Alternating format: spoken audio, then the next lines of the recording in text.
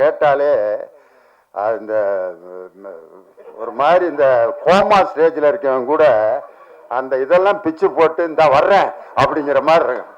எப்படி ஒரு வைப்போட கொடுத்தாரு. பம்பர கண்ணாலே காதல் சங்கதி சொன்னாலே அப்படின்னு பரபரப்பா ஆக்கி அந்த ஹேர் முன்னாடி வந்துகிட்டே இருக்கேன், அதை பின்னால் அப்பப்ப தள்ளி விட்டுக்கிட்டே இருப்பாங்க. நான் இந்த படத்துல நடிச்சது எதுக்குன்னா அந்த ஹேர் இங்க வந்துடும், அப்புறம் அப்படியே பின்னால தள்ளி விட்டு. என் பையன் நடிச்ச படத்துக்கு நானே பேசுறது எப்படின்னா, என் மகன் என் கிளாஸ்ல இருக்கான், அவன் பேப்பரை நான் திருத்துறப்ப எப்படி இருந்திருக்கேன் யோசனை பண்ணி பாருங்க. அவருடைய பாட்டு எத்தனையோ பாட்டு மேடையில பாடியிருக்கேன். பஞ்சு மிட்டாய் சீலை கட்டி பச்சை வண்ண ரவிக்க போட்டு கஞ்சி கொண்டு போறவளே நெஞ்சுக்குள்ள நீ வாரியா அடவாரி விட்டாக்க வரவழைச்சாக்க மடிதறிஞ்சாக்க வாரேன் பொங்க சிங்சா சிங்சா சிங்சா சிங். ரெண்டு பாட்டையும் ஐயா தான் மியூசிக் போட்டார். லாலாக்கு டோல் டொப்பிமா கண்ணே கங்கம்மா இடுப்ப சுத்தி திருப்பி பாரம்மா அப்படின்னு சொல்லிட்டு இந்த பாட்டு கவிஞர் வாலி ஒரு பெண்ணை பெருமைப்படுத்துவதற்காக எழுதினார் அப்படின்னு சொல்லிட்டு அதுக்கு விளக்கம் கொடுத்தோம். லாலா என்றால் திருநெல்வேலியில் அல்வா கிண்டும் இடம், டோல் என்றால் அடுப்பு, டப்பி என்றால் மாவு வைக்கும் டப்பா. இப்படி அல்வா அடுப்பிலே வேலை செய்யும் கங்கம்மா என்ற பெண்ணே, உன்னுடைய இடுப்பை அடிக்கடி திருப்பிப்பார், ஏனென்றால் ஸ்டவ்விலிருந்து தீ உன் சேலையில் பற்றிவிடக் கூடும் என்பதற்காகத்தான் கவிஞர் வாலி லாலாக்கு டோல் டோப்பிமா கண்ணே கங்கம்மா இடுப்பு சுத்தி திருப்பி பாரம்மா என்று எழுதியதன் நோக்கம் இதுதான். மாண்புமிகு பறை, இந்த தலைப்பே ரொம்ப அருமையான தலைப்பு. எம்ஜிஆர் அவர்கள் நிறைய படத்துல அவருடைய பட தலைப்புகள்லாம் பார்த்தீங்கன்னா சாதாரண தொழிலாளர்களை பற்றி தான் இருக்கும். ரிக்ஷாக்காரன், பட ஓட்டி, தொழிலாளி, விவசாயி இப்படின்னு தான் இருக்கும். தலைவன் ஒரு படம் எம்ஜிஆர் படம் வந்துச்சு, அது சரியா ஓடல. காரணம், அவர் எளிமையான மக்களுக்கான படங்களை நடிச்சு கொடுத்தவர் புரட்சி மக்கள் திலகம் எம்ஜிஆர் அவர்கள். அவருடைய பட தலைப்பும் இந்த பட தலைப்பும் ஏறக்குறைய ஒன்று. மாண்புமிகு என்பது அரசியல் வார்த்தை, பறை என்பது ஒரு இசைக்கருவி. எம்ஜிஆருடைய படத்துல நாடோடி மன்னன், நாடோடிங்கிறவன் ஊர் முழுது சுத்திக்கிட்டு இருக்கிறவன், மன்னன் என்கிறது உயர்ந்த ஸ்தானத்தில் இருக்கவங்க. இந்த மாண்புமிகு பறை, இந்த ரெண்டையும் சேர்த்து பறை இசைக்கு ஒரு மிகப்பெரிய அந்தஸ்தை கொடுத்த படத்தினுடைய தயாரிப்பாளர் சுபா, அப்புறம் அவங்க சுரேஷ்ராம், அவங்க ரெண்டு பேருக்கும் பிரான்ஸ்ல இருந்து இந்த படத்தை ரொம்ப அருமையா தயாரிச்சு கொடுத்ததுக்காக நன்றி சொல்லி, இந்த இயக்குனர் பாருங்க, அவர் அப்படியே பரபரப்பா தான் இருக்காரு. என்னை கூப்பிடுறப்ப கூட வணக்கம் சார், 18ஆம் தேதி வந்துருங்க சார் அப்படின்ட்டு அழைப்புதல் கொடுக்கறதுக்கே இவ்வளவு பரபரப்பா இருக்காரு. படம் டைரக்ட் பண்றப்ப எப்படி இருந்திருப்பாருன்னு யோசிக்கிறேன் நான். அப்படிப்பட்ட ஒரு சுறுசுறுப்பான ஒரு தம்பி விஜய் சுகுமாரன், அவருடைய இயக்கத்தில் இந்த படம் வந்திருக்கிறது ரொம்ப சந்தோஷம். நம்ம மேடையில் உட்காந்துருக்க ஒவ்வொருத்தரை பற்றியும் தனித்தனியாக பேசணும்னு ஆசை. அவர் ஜானி மாஸ்டர் இங்கே வந்தோடனே சலோமியா பாட்டுக்கு ஆடி அவர் தொடங்கி வச்ச வைப்பு தான் இன்னும் அப்படியே மேடையில் வைப்ரேஷன் அப்படியே இருக்கு. அதற்கு முன்னாடி நம்ம வேலு ஆசான் பார்த்தீங்கன்னா, எனக்கு தெரிஞ்ச ஒரு கலைஞர் கூட்டத்தில் இருக்க அவ்வளவு பேரையும் தன் பக்கம் கவர்ந்து தனக்காக கைதட்ட வச்ச ஒரு அற்புதமான ஒரு வாத்தியார். அவர் ஒரு 5 நிமிஷத்துல எவ்வளவு பெரிய மேட்டரை பண்ணிட்டாருன்ட்டு ரொம்ப சந்தோஷப்பட்டேன். அதே மாதிரி நம்ம கணேஷ் பாபு சாரு, அவர் என்னுடைய ரசிகருங்கும் போது ரொம்ப சந்தோஷம். நம்ம அன்பு தம்பி ஸ்ரீகாந்த் தேவாவுக்கு தேசிய விருது வாங்கி கொடுத்துருக்காரு. ஸ்ரீகாந்த் தேவாவோட பாட்டெல்லாம் கேட்டாலே இந்த ஒரு மாதிரி இந்த கோமா ஸ்டேஜில் இருக்கவங்க கூட அந்த இதெல்லாம் பிச்சு போட்டு இந்த வர்றேன் அப்படிங்கிற மாதிரி இருக்கும். அந்த பம்பர கண்ணாலைங்கிற பாட்டு சந்திரபாபு ஐயா பாடினது, அதை இவர் பாணிக்கு மாற்றி எப்படி ஒரு வைப்போட கொடுத்தாரு. பம்பர கண்ணாலே காதல் சங்கதி சொன்னாலே அப்படின்னு பரபரப்பா ஆக்கி அவர் எப்பயுமே ஒரு மெஷின் மாதிரி இயங்கிக்கிட்டு இருக்கிற ஒரு அருமையான இசையமைப்பாளர். அவர் இருக்கிற இடம் பூரா அப்படியே வைப்ரேஷனோட இருக்கும். அப்படிப்பட்ட ஒரு நல்ல இசையமைப்பாளர். அதே மாதிரி நம்ம முரளி சார், அவருடைய குரலுக்கு நாங்கள்லாம் மிகப்பெரிய ரசிகர். இப்படி மேடையில் எல்லாரும் இந்த மாதிரி ஹீரோயின் பார்த்தீங்கன்னா, நம்ம பல படங்களில் ஹீரோயின்லாம் பேசி கேட்டிருக்கோம். சீவாமந்த் அப்படியே ஃபுல் ஹேரோட தான் வருவாங்க.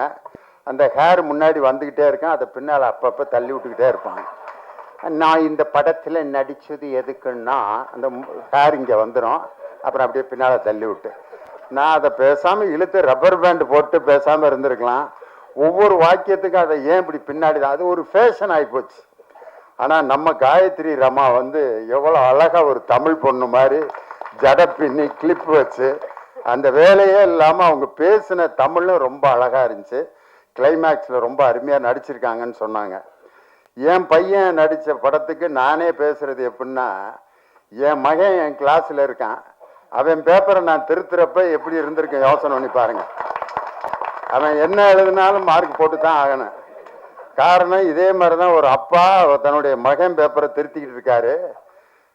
தமிழ் வாத்தியார் அவர் என் பக்கத்தில் உட்காந்து திருத்திக்கிட்டு இருக்காரு. மாத்திரை என்றால் என்ன அப்படின்னு இலக்கணத்தில் ஒன்று இருக்கு. எழுத்தினுடைய அந்த டைமிங், இக் அப்படிங்கிறது அரை மாத்திரை, காங்கிறது ஒரு மாத்திரை, காங்கிறது 2 மாத்திரை அப்படிம்பாங்க.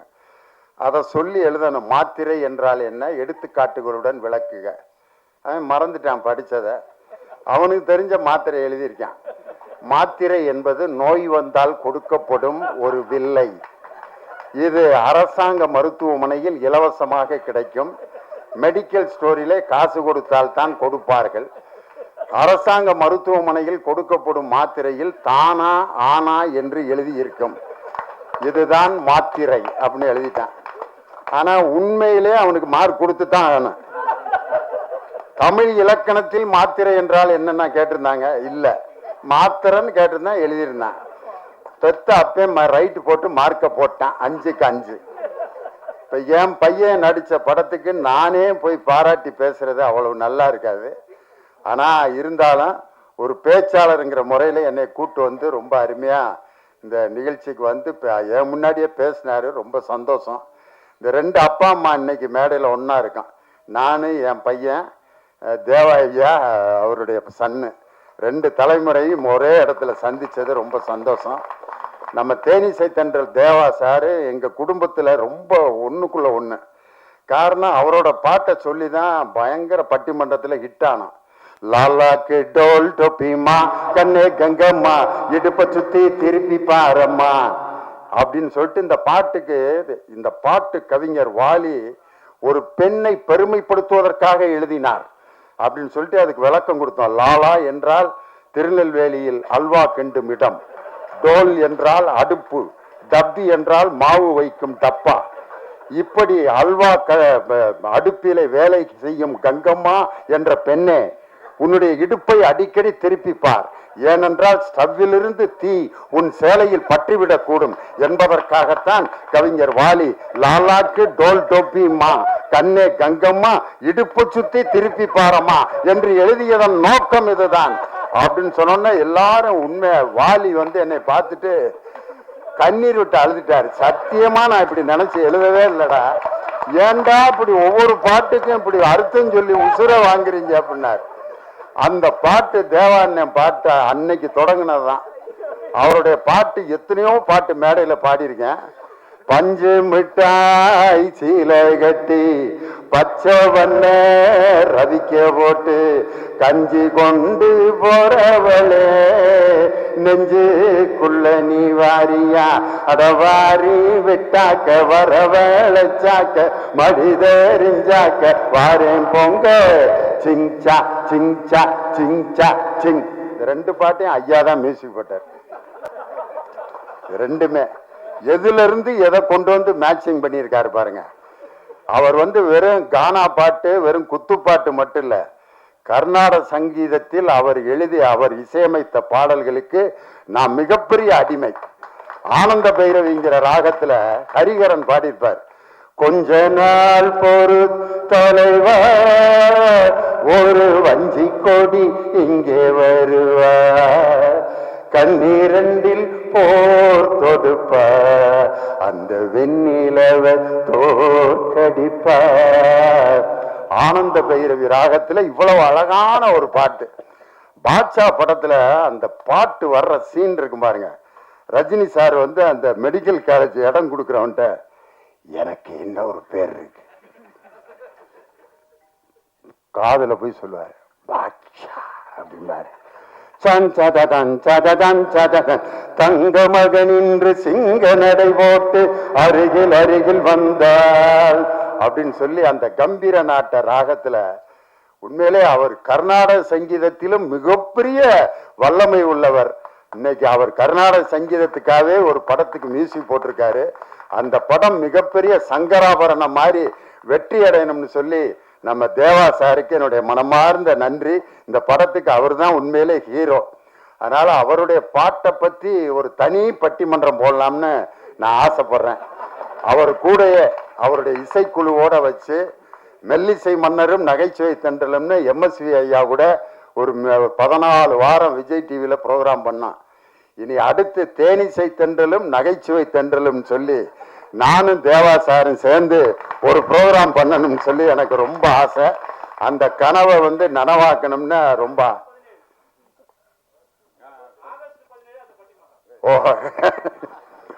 அது மாதிரி அவர் இன்னைக்கு மேடையில் இருந்தது ஒரு பெரிய சந்தோஷம். நம்ம இயக்குனர்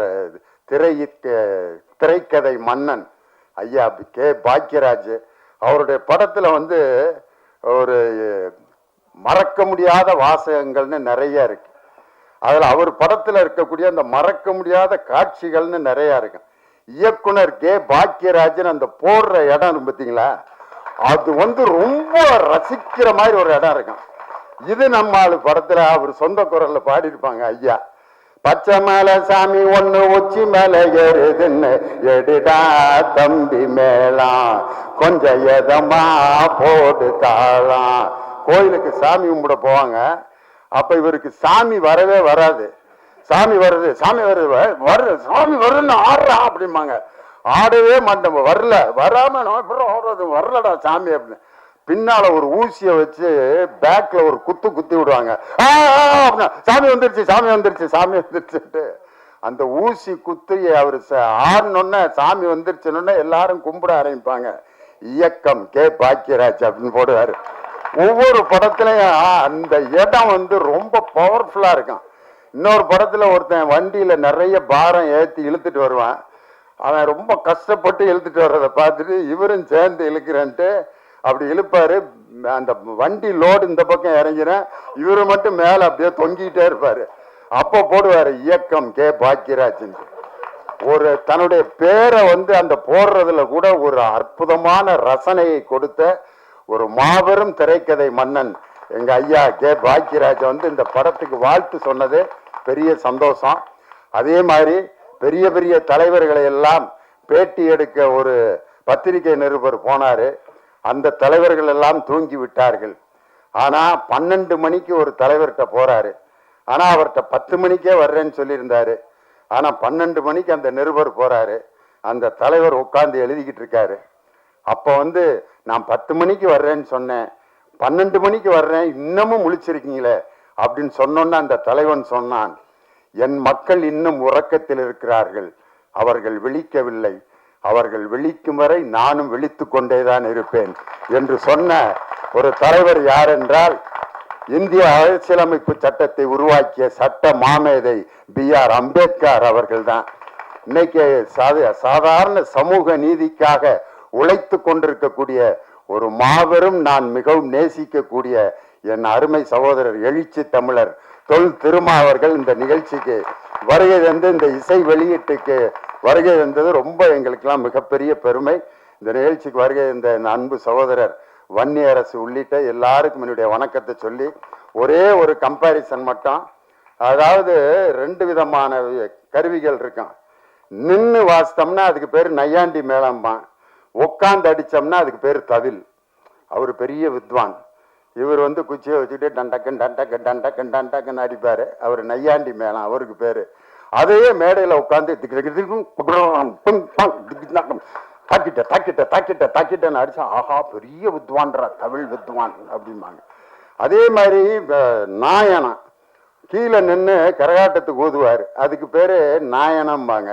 அதையே மேடையில் உட்காந்து அப்படின்னா நாதஸ்வர வித்வான் அவருக்கு பேரு. நின்று வாசிச்சா அவர் நையாண்டி மேளம் நாயனா, ஆனா உட்காந்து வாசித்தா அதுக்கே இன்னொரு பேரு.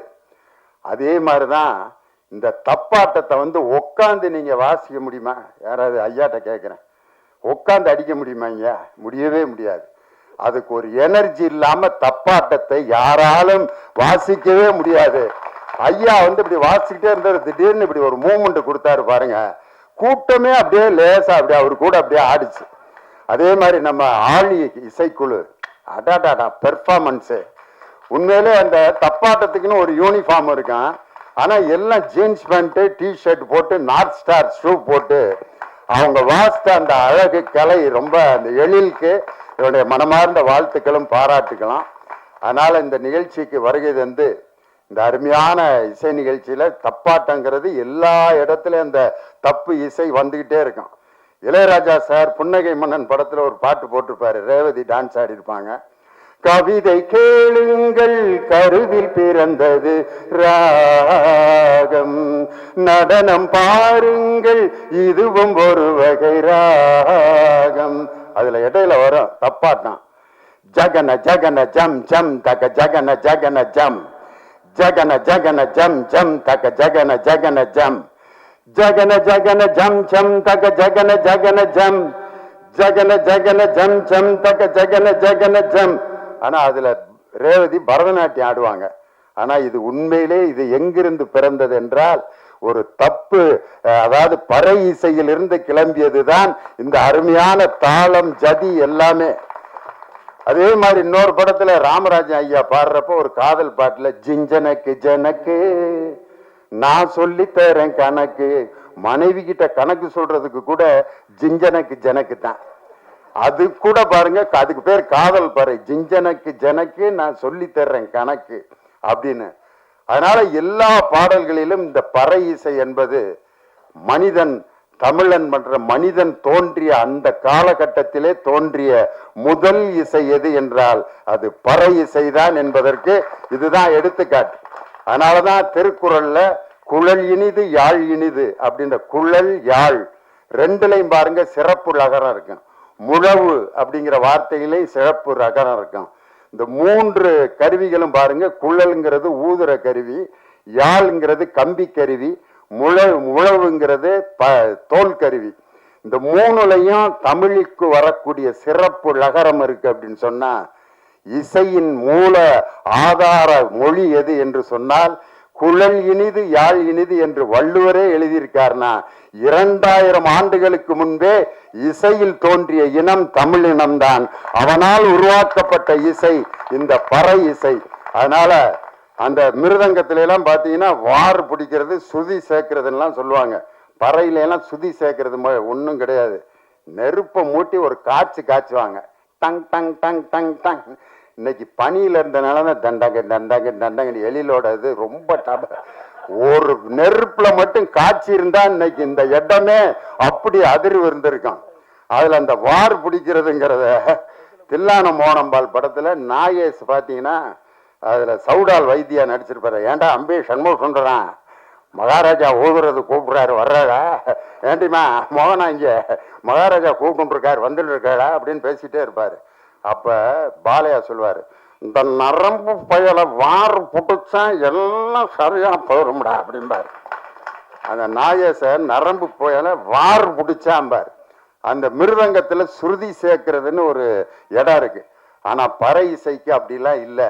மக்களுடைய எண்ணங்களிலும் மகிழ்ச்சியிலும் ஒவ்வொரு விஷயத்திலும் உருவானது இந்த பறை இசை.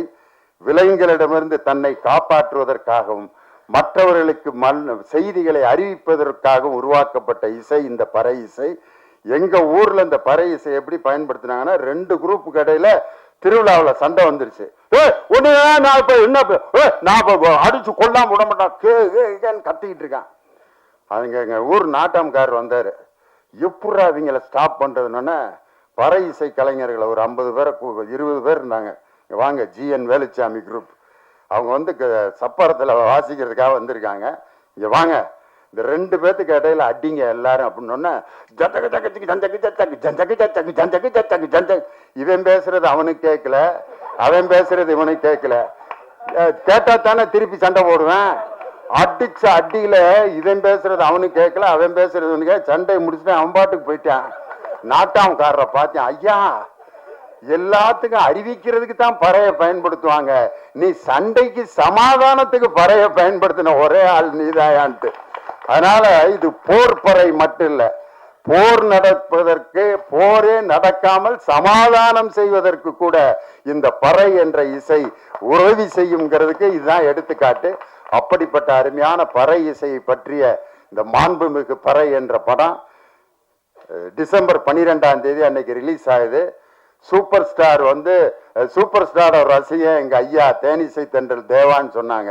நான் அதை மாத்தி சொல்றேன், சூப்பர் ஸ்டாரோட ரசிகன் ஐயா இல்ல, தேவாவோட ரசிகன் சூப்பர் ஸ்டார் ரஜினிகாந்த். காரணம், அவருடைய தேவாதி தேவா அப்படிங்கிற அந்த நிகழ்ச்சிக்கு அவர் வருகை தந்து அந்த தஞ்சாவூர் மண்ணை எடுத்துங்கிற பாட்டை அந்த சிங்கப்பூர் அதிபர், நான் சாகும்போது இந்த பாட்டை போட்டுட்டு தான் நான் என்னுடைய பாடியை அடக்கம் பண்ணணும்னு சொல்ற அளவுக்கு ஒரு சிங்கப்பூர் அதிபர் இறக்கும் போது கூட தேவான் பாட்டை இறந்த பிறகு கூட கேட்டு தான் அடக்கம் போயிருக்காருன்னா எப்படிப்பட்ட ரசிகர்களை எல்லாம் அவர் இந்த உலகம் முழுவதும் சம்பாதித்து இருக்கிறார் அப்படிங்கிறத பார்த்துட்டு, அவர்தான் இந்த படத்தினுடைய, என் மகனை விட அவர்தான் இந்த படத்தினுடைய கதாநாயகன் என்று சொல்லி இந்த நல்ல வாய்ப்பை கொடுத்த எல்லோருக்கும் என்னுடைய வணக்கத்தை சொல்லி, எங்களுடைய அழைப்பை ஏற்று வருகை தந்த எங்கள் அன்பு சகோதரர் எழுச்சி தமிழர், இந்தியா அப்படிங்கிற அந்த கூட்டணியில் இந்தியாங்கிற அந்த இந்துல மேல இருக்கிற ஒரு புள்ளி இருக்கு பாருங்க,